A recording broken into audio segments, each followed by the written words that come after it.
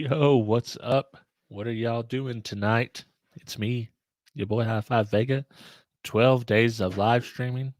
I don't have my Christmas gear on yet, but I'll get there. I lost my hat somewhere in the mix last year. So as we fill up, what have you all been up to? I've got things to talk about tonight. I'm going to talk about some amp dyno misconceptions. So I'll get into it in a second. I'll let you guys get in here before we get crazy with the amp dyno stuff. But let me give a quick shout out to everyone I see in here. Regular guy, Bobby, Geo, Jim D, Larry, 25 to life, the draft doctor. What up? How y'all doing today? Surprised you got on this early on a Sunday. This 12 days of streaming, you guys know how it is. It's kind of loosey goosey, and I just kind of get on here as I can. So I'm glad that you did make it. Let me go ahead and talk about my topic today. Hey, Will Savard, what's up? Um, so my topic today is amp dyno misconceptions. There is so many misconceptions about the amp dyno out there today, and I just kind of want to talk about what it is and what we're doing here because there are two groups of people that go for the amp dyno, that have, one way or the other. So let's talk about the first one. When and you guys can see in the Vivaldi Dream 4 that I just tested, it missed its ratings. When that happens, the first thing that happens is no matter what you say after it missed its ratings, it doesn't matter. And that can be completely justified, I would say, by most people, because when something doesn't meet its ratings, the first thing you're thinking is, what else are they lying to me about? That's the first thing I think. That's the first thing I would say most people think. But we got to take into account is the amp dyno is not a perfect test. It's just something to compare head to head. Um, the amp dyno isn't everything. The amp's power output isn't always everything, and especially when you're talking about SQ amp. So I knew when I put that video out that the Dream 4 was going to catch a lot of heat because it didn't make its ratings, and it's, I mean, fair enough, it didn't make its ratings. If that amp was rated, 90, and I said this in the video, if it was rated 90 watts by 4 and 125 by 4 at 2 ohms and 250 by 2 at 4 ohms, then it would have been a totally different story and it wouldn't have got roasted nearly as much. But that's just the way it is, I guess. You need to make your ratings, especially if you're selling an $800 amp. Um, you're really going to get dragged if you don't make those ratings, and that is a fair point. But there's also another side to the coin, and the other side to the coin is you see these amps that are $100, and these amps do 1500 watts, and they do overrated. And I'm excited. Everyone's excited, right? But then these amps just get so hyped up, and to be honest with you, most of them are absolute trash. I mean, that the like the dyno that Derek just done of the little Sundown clone, that amp actually it performed great, and it's a stupid cheap price. But I would never run that amp in my personal build because it's of suspect quality. And I think that there's a lot of companies out there now trying to shoot for the amp dyno, much like, there's a tiny small company you guys might remember by the name of Volkswagen, who rigged their car up so that it would pass the emissions with flying colors. But underneath there, we had a lot of problems, and it was actually putting out 10 times more pollution than any other car in its class. I think that's kind of happening with these smaller, cheaper amps. They're trying to get a big number up on the dyno to get people to buy an inferior product that, I think I might would caution you in buying some of these amps. I mean, yeah, it's only $100, but how many times are you going to spend one, two, $300? You bought three of these different amps and they didn't live up to what you hoped when you could have just put the $300 towards a better amp, yeah, maybe it's rated 1,000 watts and it done 1,050. It didn't do 1,700, but this amp will last you versus this amp over here that's going to fry and you're going to have absolutely zero support on. That's kind of the camp that I'm in. I'm The amp dyno does matter. I do amp dynos, it's part of the thing that I do. It does matter, and there is a point to the amp dyno, and you should be held accountable. The company should be held accountable for their numbers. But on the flip side, you really need to watch out for these cheap overnight brands that are putting out power. Like, what's really going on? Is there going to be support down the road? Is this amp of quality? Is it going to last? I'm going to kind of see what you guys got going on in the comments here. I'm sure I've missed a bunch. Oh, Brian C, what's up, man? And they're the trolls. The audio guy, what's up? Yeah, the audio guy. Let me get you up here. That's a very good point. If I can find it here. So he says, if you think about it, it's kind of stupid. Our definition of a good amp is an amp that does its ratings. It is kind of sad that that's all we need for an amp to be good. That is 100% correct. I think that there is much, much more to an amp, and I got a perfect example while we're talking about this. So I am just as guilty as anybody. I give these off the shelf cookie cutter amps. I give them a very hard time. But what I will say is they're using, designs from the 70s and 80s. But the one thing about these designs is they're proven, they work, they do what they need to do, they're reliable.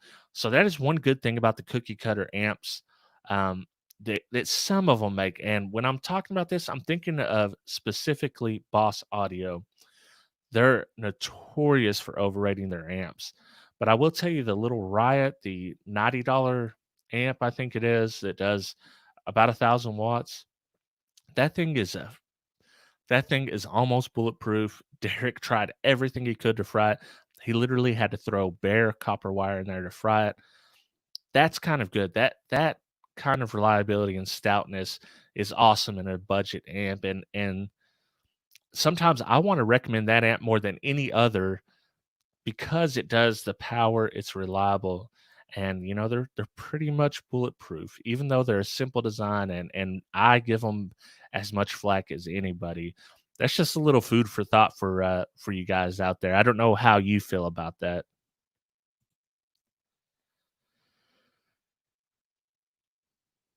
Yeah, regular guy says most people can't tell 50 watts by from 500 by ear regardless. That's true. It is very hard. Yeah, bearded for life longevity test would be a bit better than just a power test.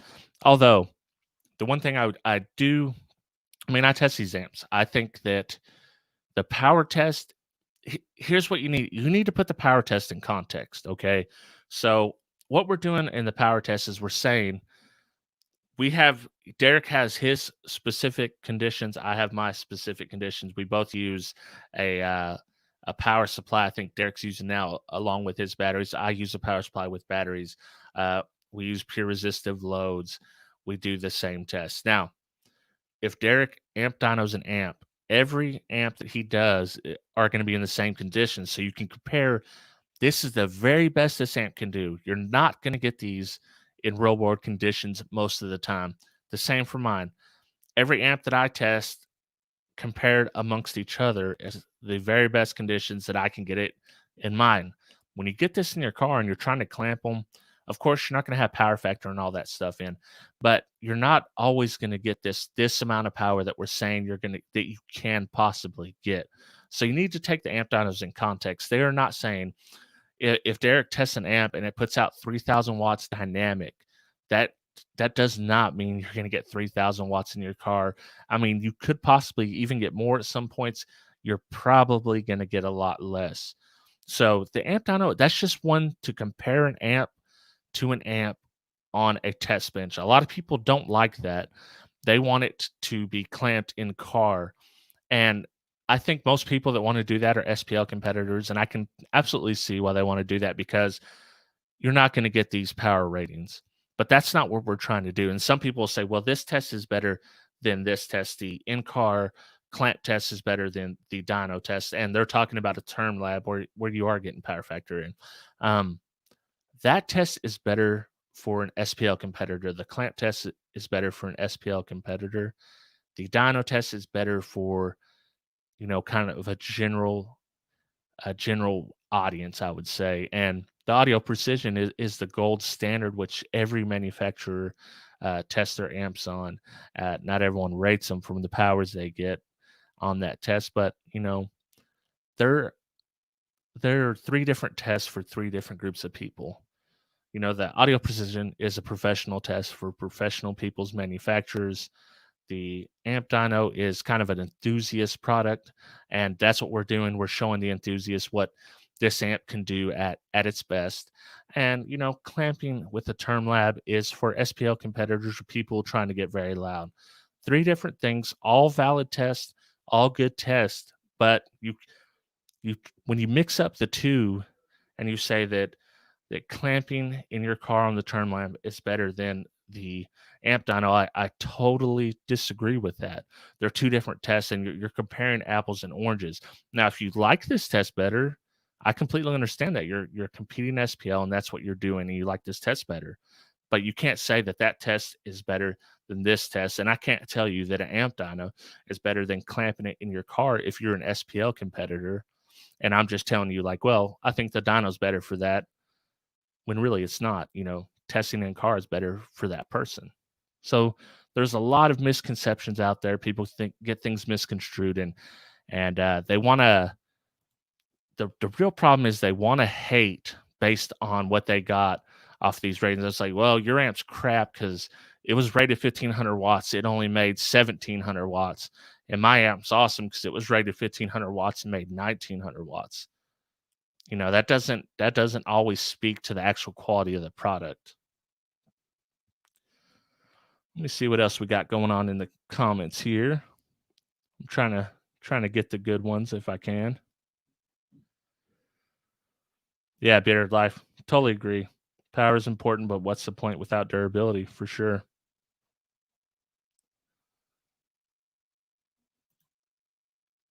Yeah, for sure. 50. Yeah, I mean the power difference, you can hear a power difference, but in in the Vivaldi amp in particular, because that's one top of mind I just tested, the 96 watts versus 110 watts it was rated. Almost nobody in this world can hear that difference, in my opinion. Taz, what's going on? Promo. He says, the new Sundown are the same as the Brazilian full bridge amps, nothing special. Yeah, I haven't checked them out close, but in my experience, Sundown does usually kind of put a little extra in everything they're doing, even if it is off the shelf design. And the the Chinese and the Korean full bridge amps they're quite a bit different than the Brazilian full bridge amps. If you've never compared the two, the Brazilian they're shooting for two different things. They're doing a lot of full bridge stuff or full range stuff and full bridge uh, for the Brazilian market versus uh, Chinese and the Korean are doing a lot of sub amps, and they are different, and that's why you got like the Tramps. They have the HD, which is just their general, the MD, which is kind of it can do both. It can go full range and sub. Then they have their base 3K, and then of course the Smart 3K. So they have different amps for different needs. There it is, the man, the myth, the legend, Jason Rose.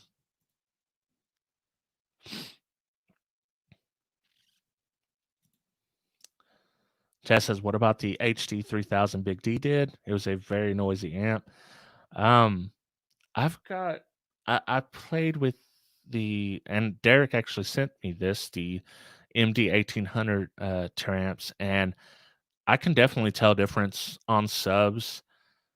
If it was in a car, it wouldn't be a huge difference, but if I'm really trying to, just listen to my subs lightly, I can really hear it. But when you turn it up, I mean, what's the difference anyways?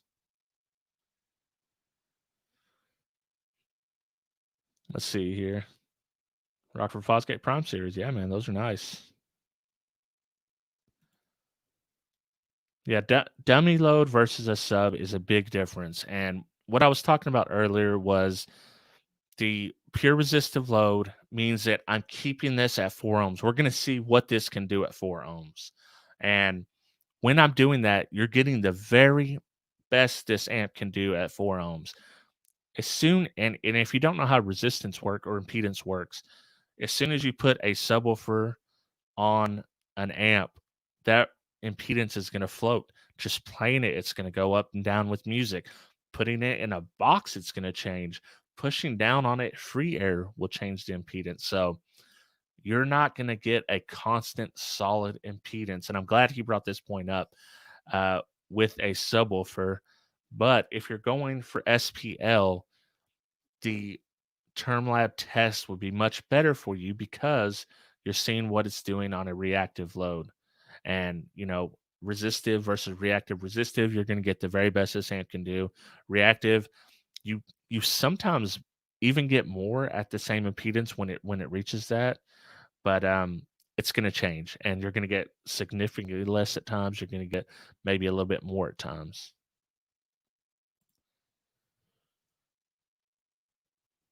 Let me see. It keeps every time I scroll down, this thing just wants to jump down to the end. Uh, Thanks, Will. Appreciate it, man. Yeah, Bobby says everyone's just wishing for lightning strike to get max voltage for sure, man. So Webster, yeah, did I get that right? See Webster. Um, I listed it in my last one. Right now, actually, that Dream 4, as far as sound quality, sits right in the middle. One of my favorite sounding amps of all time is the Lunar L255, and I actually put that at 5 in my top 5. Even though it is my favorite amp, I do understand that not everybody's down for that tube-like sound because it does have distortion. You put on a DD-1, you're gonna see some distortion in it, but it's the good kind. I like the Sony XES amps. Fantastic. The first gen was really solid. The Moscone, the AS series amps, really love those. And an Adcom, the GFA 4404 is probably the best sounding amp I've ever had on my bench. And that thing was just amazing.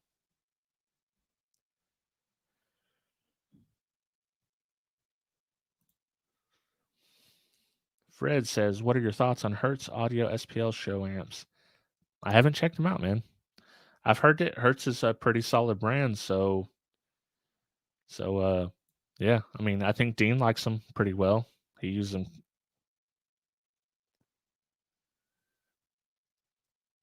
Let me see what else. Korean or Chinese amps for SQ. I think it just matters on what part, what the design is, what parts they're using in it. Um, I I that I would say like the Chinese you can get very good Chinese amps. You can also get very very cheap Chinese amps. You can get very good Korean amps. You can get very cheap and bad Korean amps. I think it's a little overblown, but there is some merit. There is some merit to people wanting a Korean amp over a Chinese amp because the lowest of the low end on the Chinese amps are absolute garbage. And the Korean amps seem to be pretty solid, even the cheaper designs that are coming out. And you see most companies, or we call them, I guess it would be a company versus a manufacturer that brands these amps. They have a mix. Their top line might be a Korean amp, a half bridge amp. It's going to be bigger. It's going to cost a little bit more. Maybe be a little bit more reliable. Who knows? But then their cheaper line will be the Chinese amps.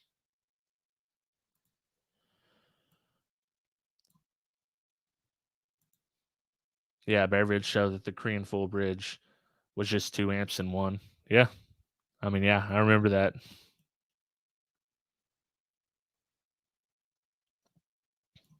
E Dud, what's up, man? I like those adjustable shower curtain hooks you had there. Nice video.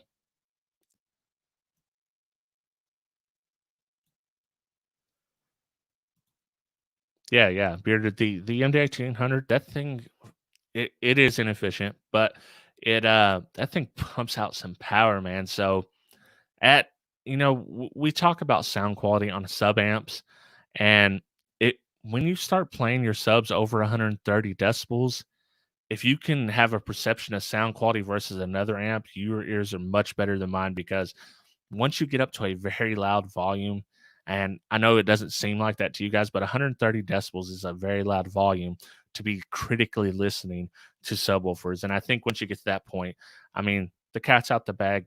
At this point, you're trying to get loud. So it is what it is.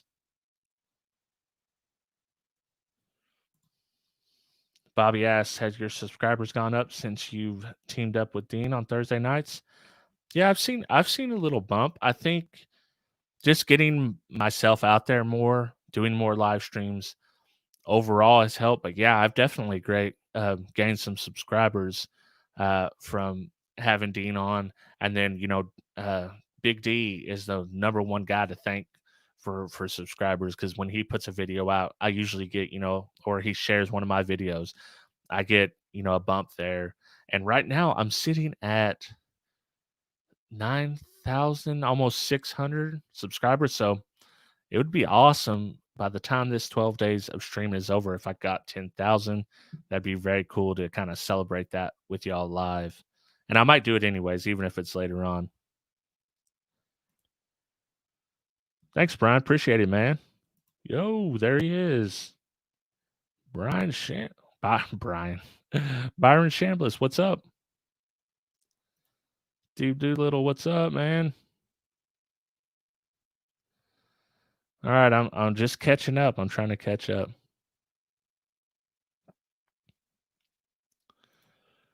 He says, "What are we putting on the amp dyno?" I'm not going to do another live amp dyno because last time I completely fried an amp. Oh man! It said Rob will be dead by which day? Day one. You know what?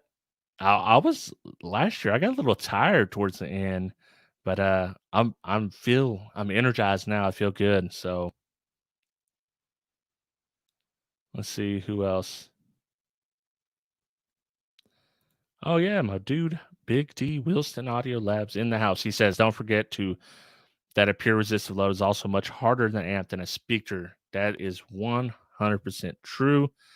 And I mean, anybody that's tested amps or even played with amps, when you're doing a 40 hertz sine wave or even a 1 kilohertz sine wave, you're everything's flat. You got a pure resistive load, you've got a pure flat sine wave, and you're heating that amp up. You're basically just driving the heck out of it. And even I think Kicker said they use a full spectrum of pink noise from a certain range to test their subs and maybe amps. I can't remember if it's amps or not, but yeah, I mean that's a very difficult test.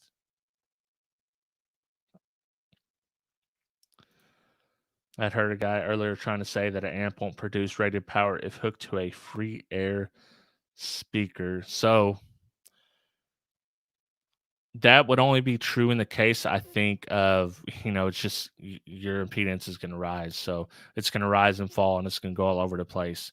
That may be what he was talking about, but I mean that is true if that's what he meant.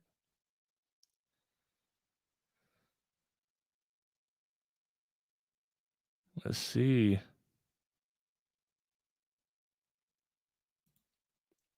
Oh man. Oh man. Big D, I could have sent you the invite, man. I know Sundays are for the family, so I didn't want to intrude on your time. Catch you later, DIY audio guy.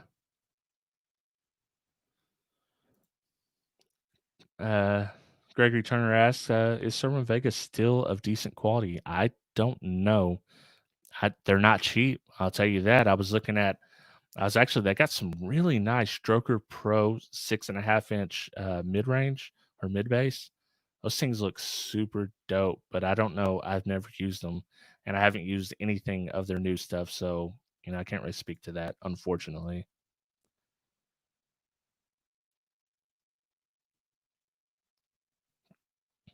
Let's see.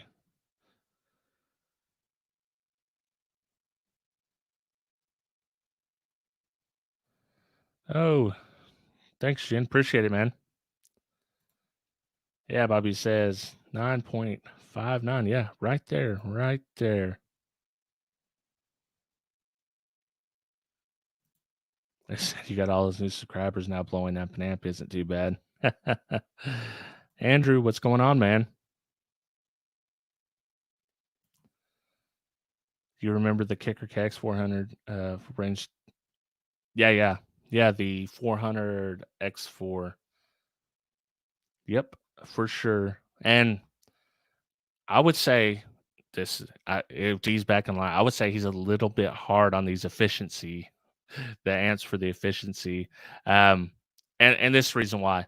If it is a regulated power supply, what's going to happen on a regulated power supply is if you're making the power at lower impedance, it's going to just pull and pull and pull on the amps, making that power to make up for voltage or whatever the case may be. So as long as you're within a realm of 60 to 70%, I'm fine with that. As far as efficiency on a sub amp, for sure you want to be a lot more efficient than that, because that's where you're really going to be driving the amp. So I'm harder on sub amps than 4 channel amps as far as efficiency goes.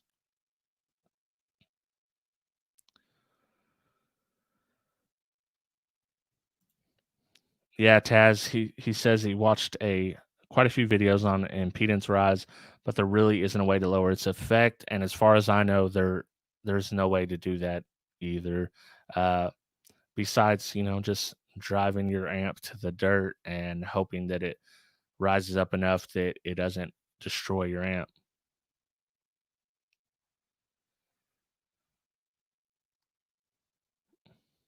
Let me see here.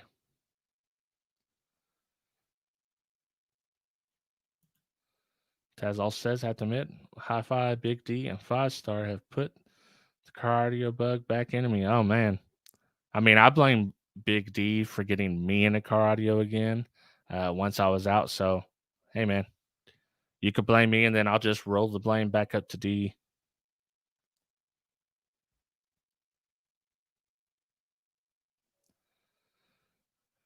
Let's see. Just installed 6.5-inch subs in the door. Wow, man. Yeah. Only if China Audio Clones was around in the 90s. There was some. There was some. I don't remember who made these, but there was tons of flea market amps that were like the ones that were cool were the Phoenix Gold M50 clones. I think Pyramid did those. Those were awesome. But they also had a bunch of, I mean, Derek loves these loves these clone amps, these cheap flea market amps. And he's always coming up with the Kinfers and the random ones I never even knew existed. But yeah, Derek's all time coming up with those, and he's a collector of those.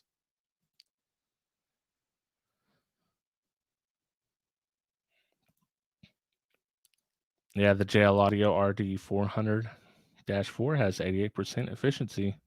That's good, man. I mean, here's the thing about that. If don't let the numbers don't I understand the efficiency is better on this amp versus this amp.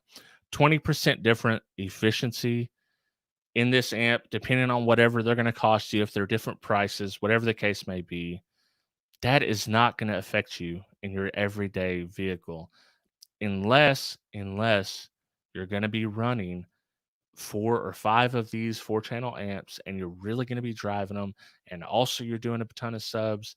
um that is not, I mean, you this is what I'm talking about, the amp dyno stuff. You cannot get caught up in these numbers.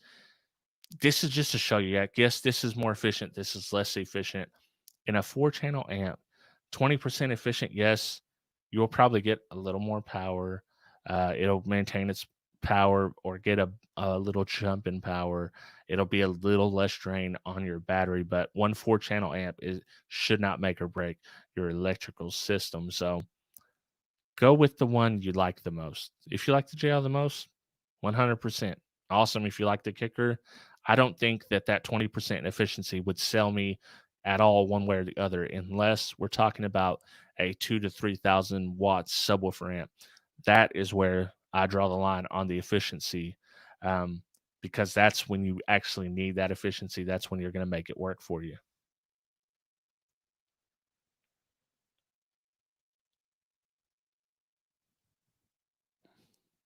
Trying to read here. Oh, appreciate it, man. Sounds like it's Big D's fault for a lot of us. Yeah, man. I always it like you'd be I'd be I don't know how many people, especially people that were they're big into the car audio in the 90s and stuff.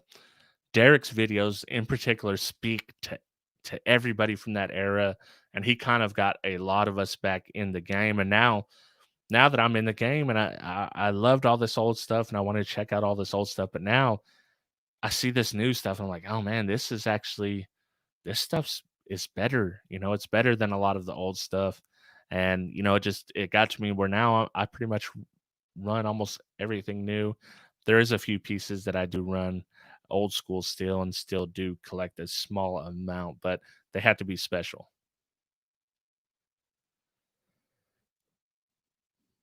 Yo, yo, yo, yo. Kip, what's going on, man? How is it going on in Stillwater? He definitely find he definitely finds some off the wall. What the F is the yeah. He's I swear to you, me and Derek got a group chat that we chat in with another one of our friends, and this dude is popping up with the most random amps you've ever seen in your life. It's like have you ever heard of Top Gear Strong, whatever it's called? Like, where did this come from? Who knew about these amps? He is listen. Derek don't play when it comes to being the first on a YouTube video on a random app. He don't play, man. This dude's got tentacles everywhere, and he knows everything that comes out because he is all the time surprising me with off the wall amps. And yeah, it's cool, man. It's a cool niche, because people like that top strong gear. I mentioned it's a cheap amp. You probably don't want this in your system if you're like me, but if you've got $100 and you want some bass, I mean, it's $100, and if it blows up, it's $100. So, my recommendation though would be instead of buying $100 amp 3 different times trying to get the best one for the budget, maybe spend $300 or $400, get a nice 1,000 watt amp that's going to help you build your system.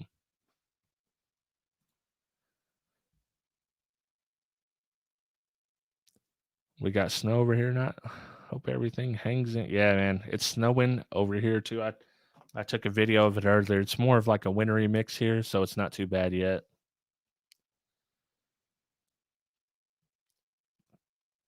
Cool. Well, I've covered my topic.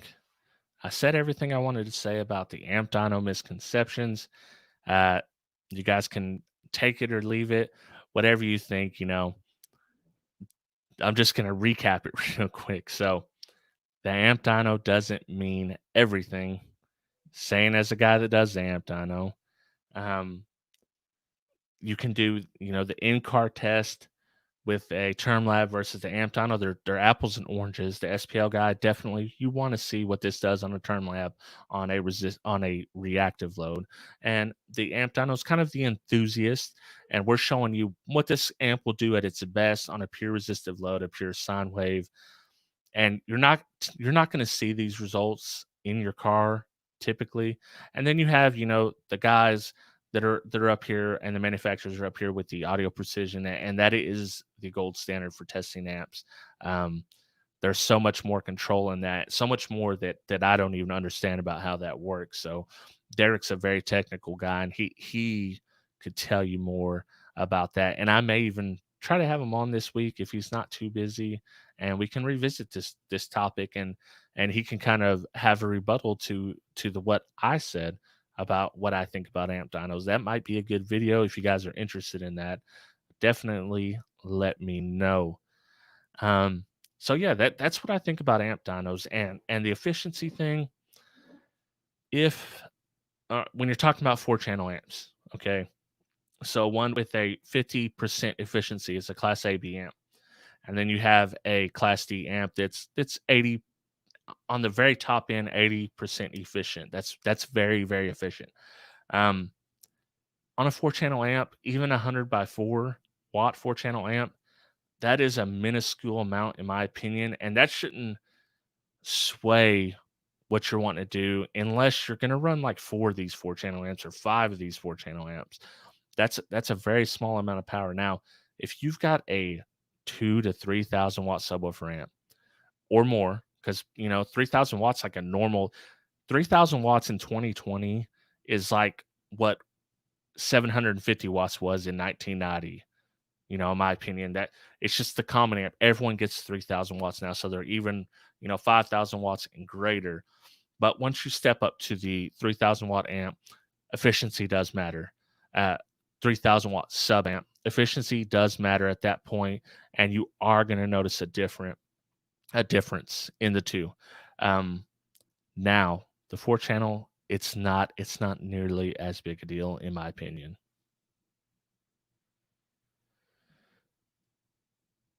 Let's see, what did I miss?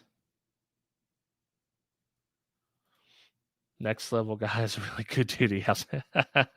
Hey, that's a good channel name. Next level guy, I should do that as well. uh, yes, yes. Eric, the amp dyno was very, very hard on the amp. Like Derek said, a pure resistive load, a pure sine wave, and you're just murdering this amp. And a lot of amps blow on amp. A lot of old school amps blow on the amp dyno. Even some new amps. Derek has caught numerous amps on fire. He what I'm trying the Sonito mask, I think was the first video I seen of him actually catching one on fire. I've been in there, I've been at his house in person when we've caught an amp on fire. I literally seen flames shoot up through the the power and ground just shoot up in the air. And that was pretty eventful. I've never seen one blow up like that. I've seen it release the smoke, but this literally caught fire. So yeah, it's very, very hard. Kip says we see amps here all the time that might pass a dyno test but fail miserably, flame out. Yeah, under tougher long-term resisted loads for sure. And that's why be wary of the $100 uh, super budget amps that are going to do a lot of power. Be wary of those because those are ones that are going to come back and bite you. So if I buy a tool. Now you can buy cheap tools, but that are that work out well, and Harbor Freight's an example of that. But let's use Harbor Freight as an example. If I buy a $25 Harbor Freight drill, I've done this. This is a real life thing that happened to me, and it was a hammer drill. I bought that. I take it, and it's got a 90-day warranty. So I take it home, and I'm wanting to drill into concrete to put studs in for wall studs. First hole I drill, burns it up. Take it back. They give me a new one. I go back. I drill 6, 7 holes with this next one. Burned up again. I go back and get another one. And guess what? I burned this thing up 5 times. And the fifth time I took it back, I got the new one. I didn't use it anymore to drill any holes. And I ended up using a battery powered drill to finish all my concrete drilling. Now, I did get luckily this was within warranty, but if this wasn't within the 90 days warranty, I would have spent $25 5 different times and had something that didn't suit my needs. That would have been $125. I could have went to Home Depot or Lowe's and bought a $79 hammer drill. It wouldn't be the best hammer drill, but it would be, something of decent quality, maybe a Craftsman, maybe a Porter cable, an old Porter cable, not new.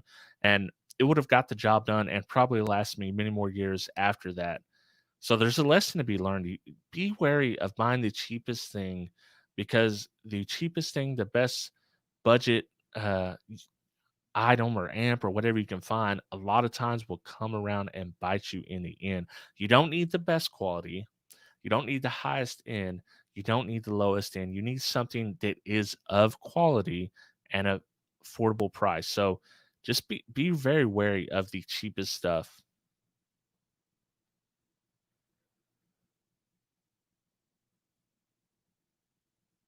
Oh yeah. The the Chimpano, that thing. Oh man, I totally forgot about that. That one yeah, I think you fried more than one of those. Yeah, regular guy audio. There are so many facets to net performance. Focusing on only one thing is only going to limit your options for sure. Oh yeah, man. Sam at Bearvids, that dude. Listen, like I don't know why people aren't trying to hire Sam. That dude is he's a genius level guy. Self taught with all this stuff. He's very good.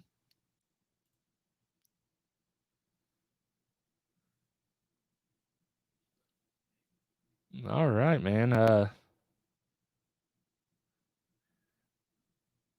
He says, kept kept not advertising. You should look at the key lock. You should look at the key lock. Lip done. Lip clip clip Kip done 2 shows on the key lock.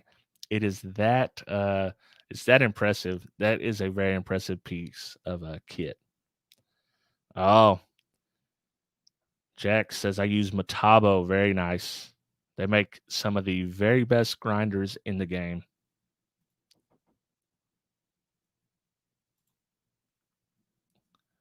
Yeah, it says, Taz says, "Very true, but too many want the best of a tool yet they use it once per year." For sure. Yeah. I mean, I'm not guilty of that, but a lot of people are. If it's a seldom used tool, I'm gonna get just something that's good enough. I'm not gonna get the very best, but and even when I'm getting the a tool that I use every day, I'm also not looking for the very best. I just need something that's good, solid, reliable. That's all I really need. Love Harbor Freight tools, best for DIYers, and they have stepped up their game as far as drills and stuff. They got a lot nicer drills now than they used to. Yeah, man, I'm a Milwaukee fanboy myself as well. You guys probably know that by now.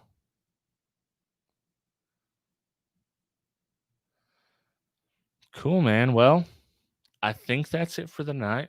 We went about 45 minutes. Um, yeah, maybe I'll shout at Derek. Maybe we'll revisit this amp dyno misconceptions, and maybe he can rebuttal all the things I've said. I think that would probably be a good show. But I think he's streaming on Tuesday, which should be a good show. Kip's in the comments. They do a show, Kicker Live, Unmasked Live, every Tuesday. I believe it's at 7:30 Central. So make sure to check it out there. I'll be there watching. I'll probably stream before they do. That way I'm not in their way. But this is day one. I'm pumped. I'm jazzed. I got a couple guests already lined up that you guys don't know about. I do have an announcement on the 21st. Something that I think you guys are gonna dig. It's all gravy, man. You guys are gonna really be jazzed, I hope, about what's going on the 21st. And that is it for tonight. Kip says it is 7:30, so make sure to check that out. Kicker Unmasked Live. Very cool show. They're doing the huge giveaway this time. I believe, I don't know if Derek's going to be on or not, but I believe he might. Should be a good time. And I appreciate each and every one of you watching. I will see you tomorrow with a new topic. And yeah, we'll talk about it tomorrow. You guys enjoy the rest of your evening and catch you tomorrow.